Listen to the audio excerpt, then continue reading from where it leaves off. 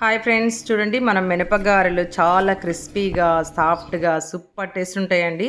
చూసారా, చక్కగా బన్లాగా ఉంటుంది. చూడండి, ఇలా బ్రేక్ చేస్తే చక్కగా ఫఫీగా ఉంటుంది, పైన మాత్రం మంచి క్రిస్పీనెస్ ఉంటుందండి. చూసారా, నేను అన్ని చేసి ఇలా పెట్టేశాను. ఇప్పుడు దీని ప్రిపరేషన్ ఎలా చేయాలి ఇప్పుడు మనం చూసేద్దాం.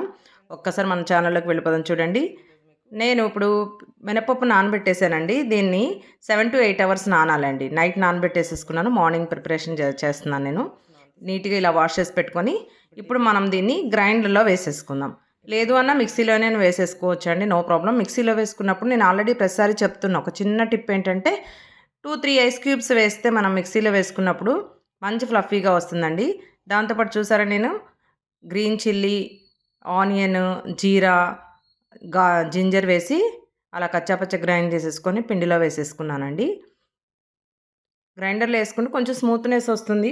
అట్లీస్ట్ దాంట్లో కూడా మనం మిక్సీలో వేసుకున్నా కూడా ఐస్ క్యూబ్స్ వేస్తే సేమ్ అలానే ఉంటుందండి.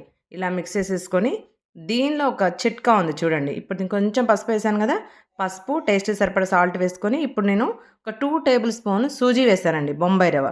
దానివల్ల ఏంటంటే పైన మంచి క్రిస్పీనెస్ వస్తుందండి. మీరు బయట హోటల్స్లో తిన్నప్పుడు ఎలా ఫీల్ అవుతారో అలానే ఉంటుంది.